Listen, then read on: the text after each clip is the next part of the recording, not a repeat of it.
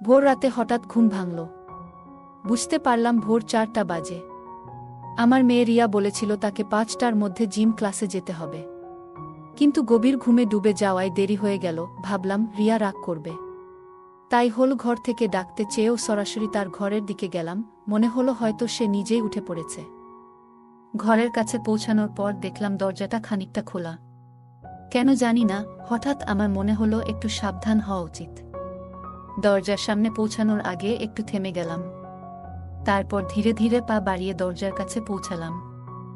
বাইরে থেকেই দেখতে চেষ্টা করলাম। দরজার সামান্য ফাঁক দিয়ে ঘরের ভেতরে চোখ রাখতেই এমন একটি দৃশ্য দেখলাম যা আমাকে হতবাক করে দিল। আমার পুরো শরীরে ঠান্ডা হয়ে গেল, আর আমি দরজার পাশেই থমকে দাঁড়িয়ে গেলাম। আমার মেয়ে রিয়া বিছানায় ঘুমিয়েছিল। সে পাশ ফিরে শুয়েছিল, তবে তার শরীর অর্ধেক ঘুরে যাওয়ায় সে কিছুটা অন্যদিকে ছিল। তার পরনে ছিল একটি লাল রঙের টি শার্ট এবং কালো জিন্স। আমি দেখলাম ঘুমের মধ্যে তার টি শার্ট কিছুটা উপরে উঠে গেছে। সে বিছানার এক কোণে শুয়েছিল। তার থেকে সামান্য দূরে, প্রায় 1.5 ফুট দূরে, আমার ছোট ছেলে ঈশান দাঁড়িয়েছিল। ঈশান এতটাই কাছে দাঁড়িয়েছিল যে সে রিয়াকে পুরো দৃষ্টিতে পর্যবেক্ষণ করছিল, কিন্তু সে শুধু তাকিয়েই ছিল না, যেন কিছু করার চেষ্টা করছিল। আমি ভেতরে কি ঘটছে তা দেখে বিস্ময়ে জমে গেলাম। এই মুহূর্তে আমার মনে হলো, হে ঈশ্বর, এখন কি করব? এই ছেলেটি এত সাহস পেয়েছে যে আমার উপস্থিতিতেও রিয়ার ঘরে ঢোকার সাহস দেখাচ্ছে। আমার মনের মধ্যে আতঙ্ক কাজ করছিল। ঈশান, যে আমার 19 বছরের ছেলে, সে কেন রিয়া, যে তার 24 বছরের বড় বোন, তার প্রতি এমন আচরণ করছে? তার সাহস যেন দিনে দিনে বেড়েই চলেছে। এই পরিস্থিতি দেখে আমার মনে ভয় ঢুকে গেল। এমন কিছু যেন না ঘটে যা তাদের দুজনের জীবনকে নষ্ট করে দিতে পারে। আমি কখনোই ভাবিনি যে ঈশান এমন কিছু করতে পারে। তবে এখন সে বড় হচ্ছে, আর তার আচরণ আমাকে চিন্তিত করে তুলছিল। আমি আগে কখনো ঈশানের এমন আচরণের দিকে তেমন মনোযোগ দিইনি। তবে সময়ের সঙ্গে সঙ্গে লক্ষ্য করলাম সে যেন রিয়ার প্রতি একটু বেশি মনোযোগী হয়ে উঠেছে। রিয়া ছিল তার থেকে 5 বছরের বড়। তার নিজের একটা ভিন্ন জীবন ছিল, কলেজ, বন্ধুবান্ধবের আলাদা এক জগৎ। তার সেই জগৎ ঈশানের থেকে একেবারেই আলাদা।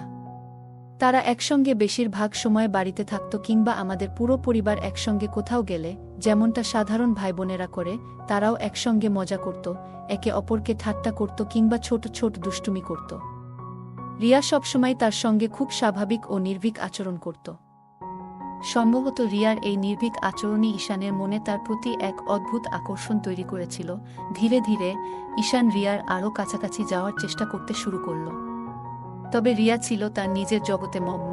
তার এই ব্যস্ততার কারণে সে কখনো বুঝতেই পারেনি যে ঈশান তাকে একটু অন্যভাবে দেখছে।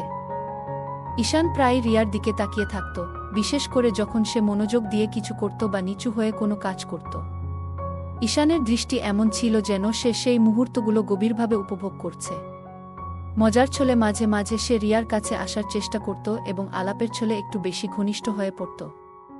তবে কিছু সময় ঈশানের আচরণ সীমার বাইরে চলে যেত। সে এমন কিছু করত যা রিয়াকে অস্বস্তিতে ফেলে দিত। প্রথমে বিষয়টি রিয়ার নজরে আসেনি, কিন্তু ধীরে ধীরে তার আচরণে কিছু অস্বাভাবিকতা ধরা পড়ে। রিয়া বিষয়টি বুঝতে পারার পর এ নিয়ে ভাবতে শুরু করে এবং তার পরবর্তী পদক্ষেপ নিয়ে সিদ্ধান্ত নেয়। প্রত্যেকবার এমন কিছু ঘটলে আমি নিজেকে খুব অপরাধী মনে করতাম। আমার নিজের সন্তান, আমার ছেলেই আমার মেয়ের প্রতি এমন আচরণ করছে, এটা খুবই লজ্জাজনক ছিল। আমার পক্ষে এটা সহ্য করা কঠিন হয়ে পড়েছিল। তবে ঈশানকে পুরোপুরি দোষারোপ করার আগেও আমার মনে দয়া জন্মাত। এই আধুনিক যুগে যেখানে টিভি, সিনেমা, ইন্টারনেট এবং মোবাইল ফোনের অতিরিক্ত প্রভাব রয়েছে, সেখানে এই ধরনের আচরণ না হওয়াটা কিভাবে সম্ভব? আমাদের সন্তানদের মনে এগুলোর প্রভাব পড়বে, এটাই স্বাভাবিক। তবে যা সবচেয়ে কষ্টদায়ক ছিল তা হলো আমি এই ঘটনা দেখেও কিছুই করতে পারছিলাম না।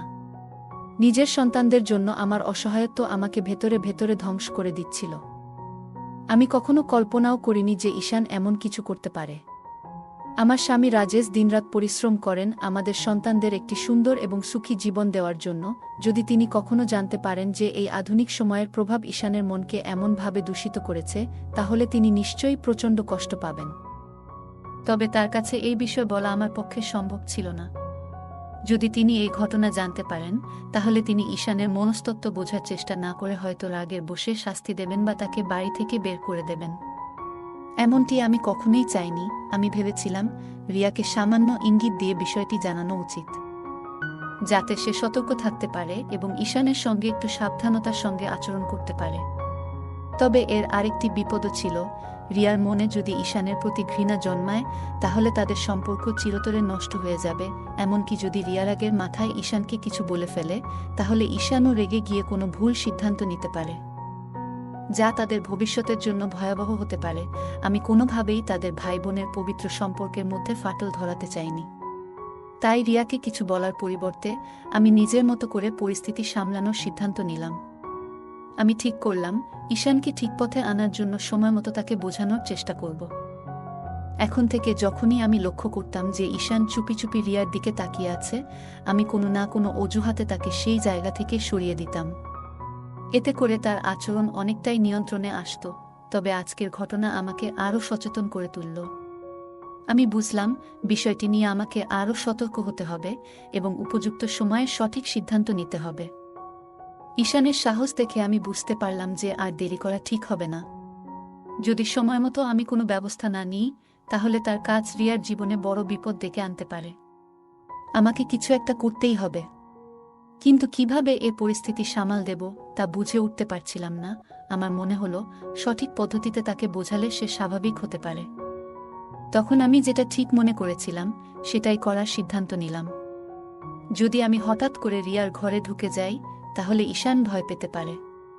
আর রিয়া যদি তাকে এমন অবস্থায় দেখে ফেলে, তাহলে সে আরও হতবাক হয়ে যেতে পারে। তাই আমি এমন কিছু করার সিদ্ধান্ত নিলাম যাতে ঈশান বুঝতে পারে যে আমি জেগে গেছি এবং তার ঘর ছেড়ে চলে যাওয়ার সময় এসেছে। এই ভাবনা থেকে আমি রান্নাঘরে গিয়ে ইচ্ছা করে একটি স্টিলের থালা ফেলে দিলাম। এতে বেশ বড়সড় শব্দ হলো। আমার প্রত্যাশামতো কিছুক্ষণের মধ্যেই আমি দেখলাম ঈশানের ছায়া পাশের পথ দিয়ে চলে যাচ্ছে। তার চলে যাওয়া দেখে আমি স্বস্তি পেলাম। এরপর আমি রিয়াকে ডাকার জন্য তার ঘরের দিকে এগোলাম। ঘরে ঢুকে দেখি রিয়া তখনও গভীর ঘুমে। এত বড় আওয়াজ হওয়ার পরেও সে উঠে বসেনি। এটা দেখে আমি অবাক হলাম।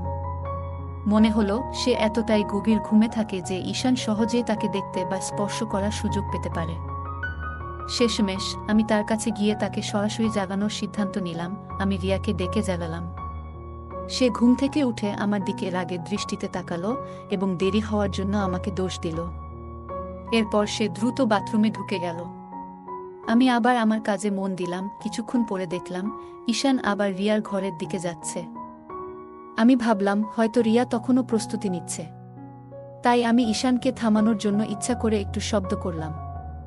শব্দ শুনে ঈশান বুঝতে পারল যে আমি তার দিকে আসছি। সে আমার দিকে তাকালো, কিন্তু লজ্জায় তার চোখ নিচের দিকে ঝুঁকে গেল। এরপর সে দ্রুত তার ঘরে চলে গেল। আমি অপেক্ষা করতে লাগলাম রিয়ার বাইরে আসার।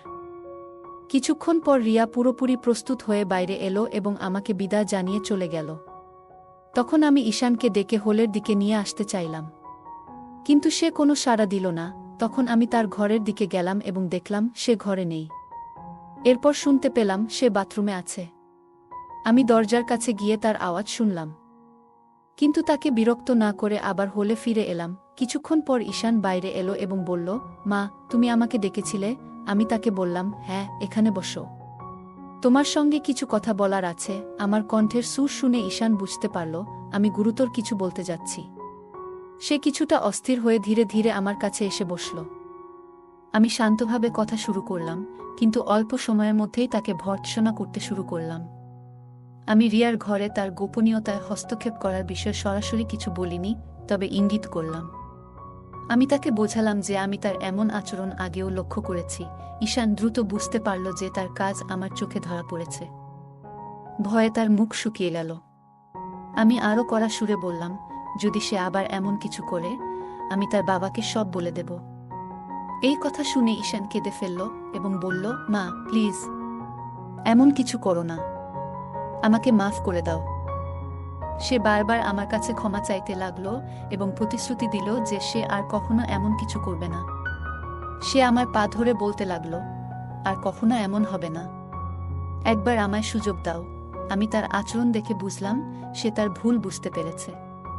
আমি তাকে শান্তভাবে বোঝালাম সে যা করছিল তা কতটা ভুল এবং এর ফল কত ভয়াবহ হতে পারত। আর যদি কেউ জানতে পারে তাহলে কতটা অসম্মান হবে। শেষমেশ আমি তাকে এই প্রতিশ্রুতি নিতে বাধ্য করলাম যে সে আর কখনো এমন কাজ করবে না। তারপর আমি তাকে আর বকাবকি করিনি। আমার মনে হলো সে এবার বুঝতে পেরেছে এবং এমন কিছু আর করবে না। এরপর সে পুরোপুরি শান্ত হয়ে গেল এবং আমি তাকে আর কখনো রিয়াকে দেখতে দেখিনি।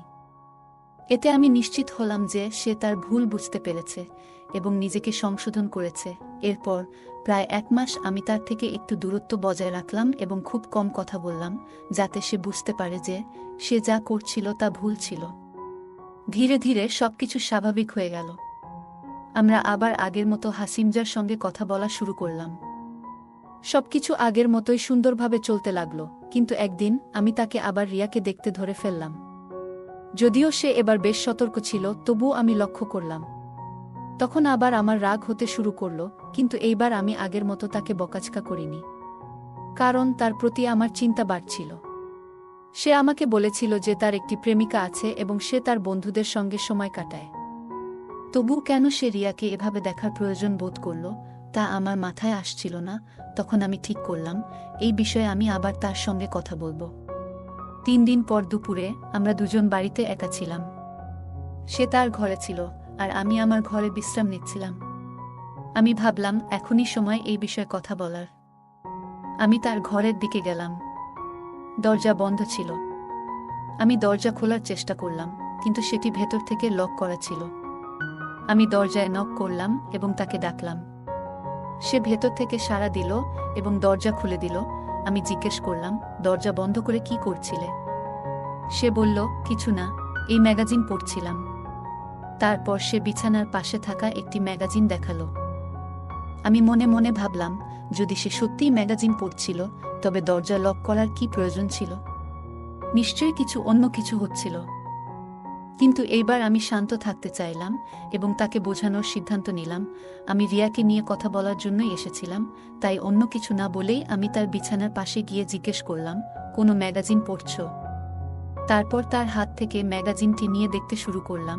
এটি তার কলেজের একটি বুলেটিন ছিল, যেখানে ছাত্রদের লেখা প্রবন্ধ, গল্প এবং কবিতা ছিল। আমি ম্যাগাজিনটি তাকে ফেরত দিয়ে জিজ্ঞেস করলাম, কোনটা পড়ছিলে এতে? ম্যাগাজিন খুলে সে একটি প্রবন্ধ দেখিয়ে বলল, এইটা পড়ছিলাম। আমি বললাম, ঠিক করে বলো তো, কি আছে এতে? তারপর আমি তার পাশে বিছানায় একটু জায়গা নিয়ে শুয়ে পড়লাম। আমার ছেলে বিছানায় চিত হয়ে শুয়েছিল আর আমি তার পাশে শুয়ে থেকে সেই প্রবন্ধটি দেখতে লাগলাম। আমরা একসঙ্গে সেই প্রবন্ধটি পড়তে শুরু করলাম। ঈশান বলল, এতে আর কিছু মজার নেই, তুমি কি পড়তে চাও? তারপর সে ম্যাগাজিনটি আমার হাতে দিয়ে দিল। আমি বিছানার কিনারায় শুয়ে বললাম, মনে হচ্ছে পড়তে পড়তে পড়ে যাব। এই কথা বলতেই ঈশান তাড়াতাড়ি আমাকে ধরে ফেলার জন্য হাত বাড়াল, কিন্তু অসাবধানতাবশত তার হাত আমার বুকের উপর পড়ে গেল। এরপর সে অন্য হাতে আমার কবজি ধরে আমাকে উপরে টেনে তুলল। তার এই আচরণে আমার মধ্যে এক অদ্ভুত শিহরণ জেগে উঠল। ঈশানও খুব বিব্রত দেখাচ্ছিল। সে মুখে বলল, মা, আমি হেসে বললাম, আরে কোনো ব্যাপার না, বরং তোমাকে ধন্যবাদ বলা উচিত। তুমি যদি আমাকে না ধরতে তাহলে আমি পড়ে যেতাম। আমার কথায় ঈশানও হেসে উঠল আর পরিবেশ হালকা হয়ে গেল। আমি তাকে বললাম, এবার এটা আমাকে পড়ে শোনাও। ছোট অক্ষর আমার ভালো দেখা যায় না। ঈশান ম্যাগাজিন নিয়ে পড়া শুরু করল। তাকে আরামদায়ক করতে আমি তার মাথার নিচে আমার হাত রাখলাম এবং সে পড়তে লাগল। সে আমাকে আরও কাছে টেনে নিয়ে প্রবন্ধটি পড়ে শোনাল। তারপর বলল, এখন বাকিটা তুমি পড়ো। আমি ম্যাগাজিনটি হাতে নিয়ে পরের পৃষ্ঠা উল্টাতে শুরু করলাম। ঈশান আমার কাছেই শুয়েছিল। একটি পৃষ্ঠায় থেমে আমি মন দিয়ে পড়তে শুরু করলাম। কিছুক্ষণ পরে আমি একটু অস্বাভাবিকতা অনুভব করলাম। দেখি ঈশানের একটি পা আমার পায়ের উপর রয়েছে এবং সে একটু নড়াচড়া করছে। প্রথমে বুঝতে পারিনি, কিন্তু যখন ভালো করে খেয়াল করলাম তখন ব্যাপারটা পরিষ্কার হলো। আমি ভাবলাম, সে তো ম্যাগাজিন পড়ছিল, তবু এমন কেন হলো? নিচে তাকিয়ে দেখলাম তার হাত আমার কোমরের কাছে ছিল। তখন মনে পড়ল, যখন সে আমাকে পড়ে যাওয়া থেকে ধরেছিল তখন তার আঙুল আমার কোমরের কাছে আটকে গিয়েছিল। এটা মনে করে আমি কিছুটা অস্বস্তি বোধ করলাম। আমি আস্তে করে ঈশানের মুখের দিকে তাকালাম। তার চেহারা সম্পূর্ণ শান্ত। আমি ভাবছিলাম, সে কি ভাবছে? নিজেকে শান্ত রাখলাম এবং আবার ম্যাগাজিন পড়তে শুরু করলাম। মনে মনে প্রার্থনা করছিলাম যেন ঈশান এই পরিস্থিতি নিয়ে কিছু না বোঝে। কি করব ভেবে পাচ্ছিলাম না। প্রথমে মনে হলো সাথে সাথে উঠে গিয়ে তাকে দূরে সরিয়ে দিই, কিন্তু কেন যেন মনে হলো আমি তেমন শক্তি সঞ্চয় করতে পারছি না, যেন কোনো অদৃশ্য শক্তি আমাকে সেখানেই আটকে রেখেছে। আমি চুপচাপ শুয়ে রইলাম, বাইরে থেকে ম্যাগাজিন পড়ার ভান করছিলাম। সময় যেন থমকে গিয়েছিল। কয়েক মিনিট কেটেছে, কিন্তু মনে হচ্ছিল যেন কয়েক ঘন্টা পার হয়েছে। অবশেষে আমি সিদ্ধান্ত নিলাম যে আমাকে কিছু করতে হবে। আমি বললাম, ঈশান, মনে হচ্ছে আমার শরীরে টান ধরেছে। তারপর আস্তে আস্তে নিজেকে সরিয়ে নিলাম এবং তার থেকে একটু দূরে সরে গেলাম। পাশের বালিশ সরিয়ে আমি বসে পড়লাম। ঈশান একটু বিস্মিত হয়ে আমার দিকে তাকালো, কিন্তু কিছু বলল না। আমি তখন পরিস্থিতি হালকা করার জন্য তাকে অন্য কোনো বিষয়ে কথা বলতে লাগালাম। আমি ঈশানের দিকে একবার তাকালাম এবং দেখলাম সে কিছুটা অস্বস্তি অনুভব করছে। পরিবেশ সহজ করার জন্য বললাম, ঈশান, আমার গলা শুকিয়ে গেছে। তুমি কি আমার জন্য এক গ্লাস জল এনে দেবে? ঈশান বিছানা থেকে উঠে জল আনতে চলে গেল। সে রুম থেকে বেরোতেই আমি কিছুটা স্বস্তি অনুভব করলাম এবং মনে হলো তাকেও নিজের আবেগ সামলানোর সুযোগ দেওয়া হলো। যখন সে জল নিয়ে ফিরে এলো, আমি তার দিকে তাকালাম এবং দেখলাম সে এখন অনেকটা স্বাভাবিক হয়েছে। আমি তার কাছ থেকে জল নিয়ে এক নিঃশ্বাসে পান করলাম। এতে আমি কিছুটা আরাম পেলাম। ঈশান গ্লাসটি নিয়ে একপাশে রেখে আবার বিছানায় এসে আমার পাশে বসল। আমরা হালকা ফুলকা বিষয় নিয়ে কথা বলতে শুরু করলাম। এরপর আমি রিয়াকে নিয়ে তার সঙ্গে কথা বললাম। আমি জানতে চাইলাম কেন সে আবার রিয়াকে দেখছে। ঈশান প্রথমে অস্বীকার করল, কিন্তু আমি তাকে উদাহরণ দিয়ে বোঝালাম কিভাবে আমি তাকে রিয়াকে দেখে ফেলেছিলাম। সে তোমার বড় বোন হয়, তুমি কিভাবে এমন কাজ করতে পারো? অবশেষে ঈশান স্বীকার করল যে আমার ভুল বোঝাবুঝি হয়েছে এবং সে কিছু ভুল করেনি। আমি হেসে তাকে হালকা সতর্ক করলাম যেন ভবিষ্যতে এমন কিছু না করে। সে হেসে প্রতিশ্রুতি দিল এবং আমরা অন্য বিষয়ে কথা বলতে শুরু করলাম। কিছুক্ষণ পরে আমি বললাম, এবার আমার যাওয়া উচিত। তারপর আমি তার রুম থেকে বেরিয়ে এসে নিজের রুমে চলে গেলাম। নিজের ঘরে ফিরে এসে আমি বিছানায় বসে সেই ঘটনাগুলি নিয়ে ভাবতে লাগলাম। পুরো বিষয়টি নিয়ে আমি কিছুতেই স্পষ্ট ধারণা পাচ্ছিলাম না। তারপর আমি আয়নার সামনে দাঁড়িয়ে নিজেকে দেখতে লাগলাম এবং ভাবলাম, এই ঘটনার পেছনে কি আমার কোনো দায় আছে? উত্তরটা মনে এলো, হ্যাঁ, সম্ভবত ঈশানের আচরণ আমার প্রতি তার আকর্ষণকে নির্দেশ করছে। এই চিন্তা আমাকে একটা নতুন দিশা দেখালো। আমি বুঝতে পারলাম ঈশানের মনোযোগ আমার মেয়ে রিয়ার দিক থেকে সরাতে হবে। কিভাবে এটা সম্ভব তা নিয়ে ভাবতে ভাবতে আমার মনে এক অদ্ভুত উত্তেজনা জাগল। তখন নিজেকে শান্ত করার চেষ্টা করলাম এবং কখন ঘুমিয়ে পড়লাম টেরই পেলাম না। পরের দিন থেকে আমি নতুন উদ্যমে নিজের যত্ন নিতে শুরু করলাম। প্রথমেই নিজের সৌন্দর্য এবং স্বাস্থ্যকে গুরুত্ব দিলাম। আমি একটা কঠোর ডায়েট শুরু করলাম, যেখানে ভাজাপোড়া এবং মশলাদার খাবার একেবারেই কমিয়ে দিলাম। বাড়িতেই ট্রেডমিল, সাইক্লিং এবং যোগব্যায়াম করতে লাগলাম। 1 মাসের মধ্যেই আমার এই প্রচেষ্টার ফলাফল দেখতে পেলাম। আমি আগের তুলনায় অনেকটা স্লিম হয়ে গেলাম। নিজেকে আয়নায় দেখে মনে হচ্ছিল আমি অনেকটা আত্মবিশ্বাস ফিরে পেয়েছি। এবার আমি আগের মতো ঢিলেঢালা পোশাক পরা বন্ধ করলাম এবং ফিটিংয়ের পোশাক পরা শুরু করলাম। অনেক দিন পর আমি আবার আমার প্রিয় বেনারসি শাড়ি পরতে শুরু করলাম। এই পরিবর্তন আমাকে প্রচণ্ড আনন্দ দিয়েছিল। 2 সন্তানের মা হওয়ার পর সংসারের দায়িত্বে আমি নিজের দিকে খেয়াল রাখা ভুলেই গিয়েছিলাম। কিন্তু এখন আমি নিজের জন্য সময় বের করতে শুরু করলাম। হালকা মেকআপ এবং লিপস্টিক লাগানোও শুরু করলাম। আমাদের বাড়ির কাছেই একটা পার্লার ছিল, যেখানে মাঝে মাঝে যেতে শুরু করলাম। আমার এক বান্ধবী একটি বিউটি পার্লার চালায়। অনেক দিন ধরে সে আমাকে সেখানে যাওয়ার জন্য বলছিল, কিন্তু আমি সবসময় এড়িয়ে যেতাম। তবে এবার আমি তার কথায় সাড়া দিলাম এবং তার পার্লারে গিয়ে ফেসিয়াল ও ব্লিচিং করাতে শুরু করলাম। এরপর চুল ছোট করে কাটিয়ে রং করালাম এবং একটি নতুন হেয়ারস্টাইল তৈরি করলাম। এই পরিবর্তন আমার চেহারাকে আরও আকর্ষণীয় করে তুলল। মাত্র 1 মাসের মধ্যেই আমার পুরো চেহারা এবং ব্যক্তিত্ব বদলে গেল। আমার এই পরিবর্তন সকলের নজরে পড়ল। সবাই আমাকে বলল যে আমি আগের চেয়ে অনেক সুন্দর এবং আধুনিক দেখাচ্ছি। আমার এই নতুন রূপ বিশেষ করে আশেপাশের পুরুষদের এবং যুবকদের দৃষ্টি আকর্ষণ করতে শুরু করল।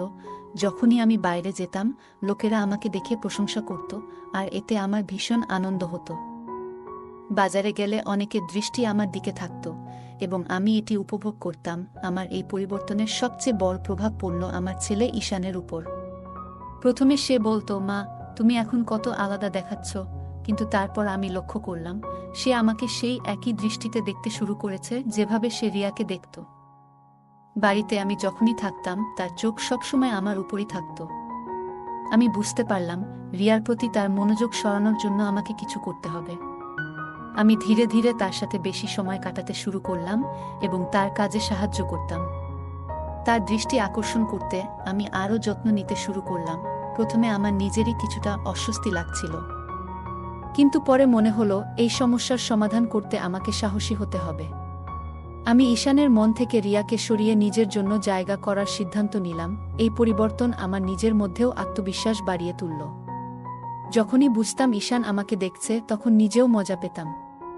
এমনকি আমি যখন কিছু করতাম তখন ঘরের দরজা খানিকটা খোলা রাখতাম যাতে সে আমাকে দেখতে পায়। সকালে যদি ঈশান বাড়িতে থাকত তখন সে সাধারণত দরজার কাছাকাছি থাকত। আমি যখন স্নান সেরে বের হতাম তখন আমি ইচ্ছে করেই একটু বেশি সময় নিতাম যাতে সে আমাকে দেখতে পায়। যখন আমরা একসাথে টিভি দেখতাম বা গল্প করতাম তখন আমি তাকে কাছে ডেকে নিতাম এবং তার সঙ্গে মজা করতাম। আমি তার কলেজের সহপাঠীদের এবং সিনেমার নায়িকাদের সম্পর্কে গল্প করার জন্য কথার প্রসঙ্গ তুলতাম। ধীরে ধীরে সে আমার সঙ্গে আরও খোলামেলা হতে শুরু করল এবং আমিও তার সঙ্গে কথা বলতে ভালো লাগতে শুরু করল। ঈশান এখন আমাকে সেই দৃষ্টিতে দেখতে শুরু করল যেভাবে সে অন্যদের দেখত। যখন সে তার ঘরে থাকত তখন আমি মাঝে মাঝে দরজার বাইরে দাঁড়িয়ে তার ভেতরের কথা শুনতাম। একদিন দুপুরে আমি বাইরে থেকে ফিরে এলে দরজা খুলল ঈশান। রিয়া তখন ডান্স ক্লাসে গিয়েছিল এবং বাড়িতে শুধু আমরা দুজন ছিলাম। আমি বাইরে থেকে ক্লান্ত হয়ে এসে সোফায় গিয়ে শুয়ে পড়লাম। যদিও আমার চোখ বন্ধ ছিল, আমি তাকে পাশের সোফায় বসে টিভি দেখতে দেখছিলাম। আমি যখন স্নানের প্রস্তুতি নিতে উঠে দাঁড়ালাম তখন সে শান্তভাবে আমার দিকে তাকিয়ে রইল। আমি ধীরে ধীরে তাকে দেখলাম এবং তারপর নিজের দিকে মনোযোগ দিলাম।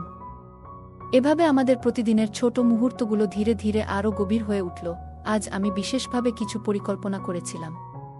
নিজের ঘরে গিয়ে দরজাটা হালকা খুলে রাখলাম যেন বাইরে থেকে কেউ ইচ্ছে করলে দেখতে পারে। আমি খুব ক্লান্ত ছিলাম, তাই শাওয়ার নেওয়ার সিদ্ধান্ত নিলাম।